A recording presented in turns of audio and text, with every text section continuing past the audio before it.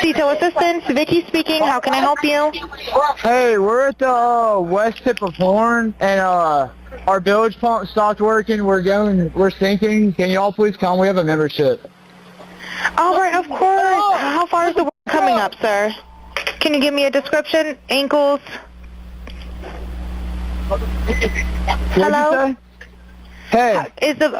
Yes. How far is the water coming up, sir? It's coming up. We're just sinking. I don't know. Like we're going down. All right. Well, let's get you going. Membership number or phone number listed on the account, sir. I don't know the phone number. It's either. I think it's. Try that. All right. I know we have a membership, like guaranteed. I don't have the tag on here. Unless you have a membership number or anything, it's okay. I'll get you over to the captain. What's the best phone number to reach you at? Everyone in the background is saying, is he dead? Nolan, wake the up. Claiming they're sinking and calling for help. And yet, in the background, are we really hearing all of this other activity? Nobody has ever, none of the kids on this boat have ever admitted that anybody said that they thought Nolan was dead. The audio you cried over may have never been real. A forensic expert just went on camera and said the words out loud. 20 extra seconds, a different digital fingerprint, and the name Nolan is not on the original file at all. Sit with that, because it changes everything about the last 3 days of this case. On August 1st and August 2nd, digital forensics expert Robert Fried expanded his findings in a way nobody in the newsroom was ready for. Not the local Mississippi stations, not the national outlets, and definitely not TMZ. Because what Fried put on the record over the last 48 hours is not a small disagreement. It is a full teardown of the piece of audio that made millions of people around the country grieve out loud for a boy they never met. You know the audio. Everybody knows the audio. You have heard the phrase. You have seen the clips. You have watched creators react to it in tears. You have seen it stitched into TikToks with slow piano music in the background. You have probably shared it yourself or something with it in it without even realizing. 3 words, that is all it was. But it landed on the internet like a bomb. Fried is saying that bomb was homemade. His analysis is not opinion. It is not a hot take. It is not a guess. He is a working digital forensics expert. He does this for a living. He testifies in courts. He looks at audio for federal investigations. And when he examined the file that has been circulating since July 30th, he found things that do not add up. He found things that no reasonable person would find in an untampered piece of audio. Let me walk you through what he found so you can see it with your own eyes. Because once you understand what he is saying, you will never listen to that clip the same way again. Finding number 1, length. The file that went public is 20 seconds longer than the original recording. That is not a rounding error. That is not a compression issue. That is not a file format quirk. 20 seconds is a lifetime in audio. 20 seconds is enough time to insert an entirely new phrase. 20 seconds is enough time to build up a background noise pattern that was not there before. 20 seconds is enough time to change what a piece of evidence means. Finding number 2, digital fingerprint. Every audio file has what is called a signature. Think of it like a barcode. When you look at the barcode of the version that went public against the barcode of the original file, they do not match. That means the file was processed. That means the file was altered. That means the file was not just handed to the public in its raw form. Somebody sat down at a computer, opened the file in editing software, changed something, and re-exported it. That is the definition of tampering. Finding number 3, and this is the one that changes everything. Nolan is not named in the untampered version. He is not. The original recording, the raw one that has not been edited, does not contain his name. It does not contain the phrase that everyone cried over. It does not contain the emotional heart of the clip that has been passed around social media for the last 4 days. Read that back slowly. The piece of the audio that made America believe this case had a witness is not on the tape. That is not a small correction. That is a foundation crack. That is a piece of the story that the internet built a mountain on. Take it out and the mountain falls. Now let me tell you what happens next when a forensic finding this heavy lands in a case this big. because it changes the playbook for every side. Christine Wonsley's legal team now has a defense against a piece of contaminated evidence entering the grand jury discussion. Nobody wants a criminal case built on a file that a defense lawyer can shred on day one.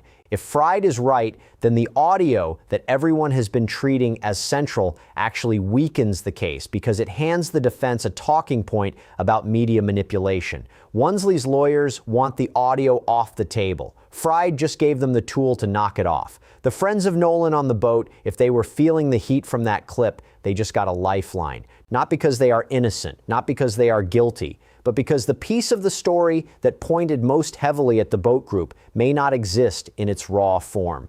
Their lawyers will use that. They already are. TMZ is in a bad spot. They put out the enhanced version of the audio on July 30th. They built a headline off it. They built a video off it. They built a whole news cycle off it. And now a working forensic expert is saying on camera that the version they put out has 20 extra seconds and a different fingerprint than the original. That is not a small correction. That is a story about a major media outlet potentially publishing tampered evidence in a live homicide investigation. The mother of Nolan Wells is caught in the middle. She has to walk a line. On one hand, the audio helped keep the story alive on social media. It kept America paying attention. It kept the pressure on. On the other hand, if the audio is not clean, it becomes a weakness in the case. She has too much sense to hold on to something that a smart lawyer can shred. Watch her carefully in the coming days. Watch what she does with that clip. Watch whether her page keeps sharing it. Watch whether her lawyers reference it in the next filing. Those small choices will tell you where the family thinks the case is really pointing. Now let me walk you through how audio forensics actually works. I want the folks watching this to feel like they understand the science, not like they are being talked down to. Every recording your phone makes is a series of numbers. Sound is a wave, and the phone measures that wave many thousands of times per second and writes down the number. When you open an audio file, the computer reads those numbers back and plays them out through your speaker. When somebody edits an audio file, they are changing those numbers. When they add 20 seconds, they are inserting new numbers where none used to be. The way a forensic expert catches an edit is by comparing patterns. In a clean file, the pattern of background noise, of room tone, of the little hum you cannot hear, but that is always there, stays consistent. In an edited file, the pattern breaks. There is a seam, there is a stitch.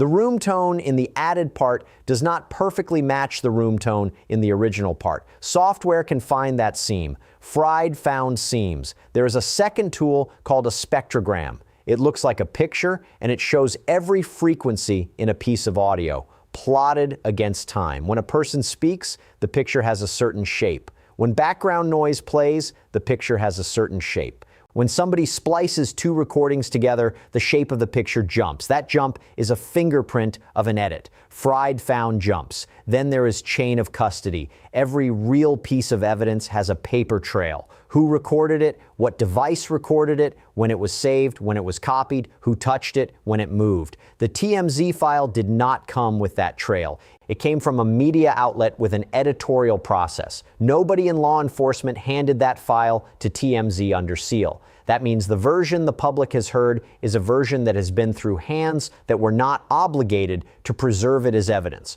Once evidence goes through hands like that, its value in a courtroom collapses, not because the hands were bad, but because a judge cannot tell a jury to trust it. That is what Fried is really saying. The clip that made America cry is a clip that a court cannot use. And the clip that a court cannot use is a clip that only exists to move a public conversation. Who benefits when a public conversation gets moved? Ask that question and you will start to see the shape of what happens next. Now, I want to talk to you like an adult about what this case has become, because I know how many older folks are watching this and getting tired. I know how many of you have been hoping that just one clean piece of evidence would emerge and end the guessing. You want an answer. You want a face. You want a name. You want the story to be over so you can grieve for this boy in peace.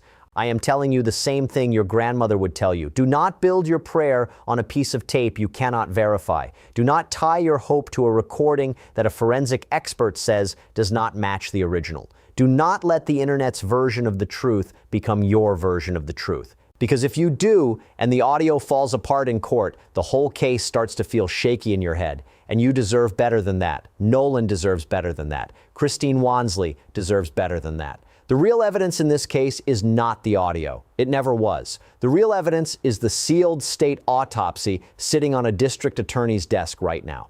The real evidence is the subpoenaed records coming back from Meta and TikTok and Snap and WhatsApp and Life 360. The real evidence is the cell phone data. The real evidence is the GPS. The real evidence is the story the friend group told the sheriff on July 5th, and whether that story matches what the digital records show. That is what the grand jury is going to see, not the TMZ clip. That is what the DA is going to weigh, not a viral audio. The audio was the show. The evidence is the case. Fried just did the public a favor by separating the two. Let me say something hard now because you deserve to hear it plain. When a major media outlet publishes what turns out to be a tampered file in a live homicide investigation, there is a possibility that they did not know it was tampered. There is a possibility that somebody sent them a manipulated file and they ran with it without checking. There is a possibility that the person who tampered with it did so to point blame in a direction that fit their own theory of the case. That possibility should scare you because it means somebody out there right now is willing to alter evidence to steer a case in a specific direction. And that somebody is not stupid. They know how to edit audio. They know what a spectrogram is. They know how to make an edited file sound clean enough to fool a producer on a deadline. Who has that skill set? Who has that motive? Who benefits when the public conversation about the Nolan Wells case gets locked onto a specific phrase in a specific voice at a specific moment on that boat? The FBI is going to want to know. Fried's findings, if they hold up, are going to force that question into an open investigation. That means the source of the tampered file is now itself a piece of the case. Whoever handed that audio to TMZ has a problem coming. If it was cleaned up somewhere in the chain, the person who did the cleaning has a problem coming. That is not speculation. That is how these cases work when tampering shows up. The story of the audio just became a story about the person who altered it. Christine Wonsley did not need a viral clip to know something wrong happened to her son. She has known that from the beginning. She has known it in her bones. She has known it in her sleep. She has known it in the way she said her son's name every time she stood in front of a camera. She does not need TMZ to prove it. She needs the state autopsy. She needs the discovery. She needs the truth. And the truth is not in a clip that had 20 seconds added to it. Here is where I need to leave you tonight. The next time you see someone share that audio with piano music underneath it, remember what a forensic expert put on the record over the last 48 hours. Remember that a piece of tape that made you cry may have been shaped to make you cry. Remember that the real evidence is not on your feed. The real evidence is in a sealed folder in Jackson County. Do not let the internet grieve louder than the truth. Watch what happens to the TMZ story over the next week. Watch whether they issue a correction. Watch whether they take the clip down. Watch whether any national outlet picks up Fried's findings and runs with them in prime time. Those small moves will tell you exactly how deep the mess really goes. Because if the audio was manipulated, the story of who manipulated it is going to matter more than the clip ever did. And Nolan Wells deserves a case that stands on the truth, not a clip that stands on a lie.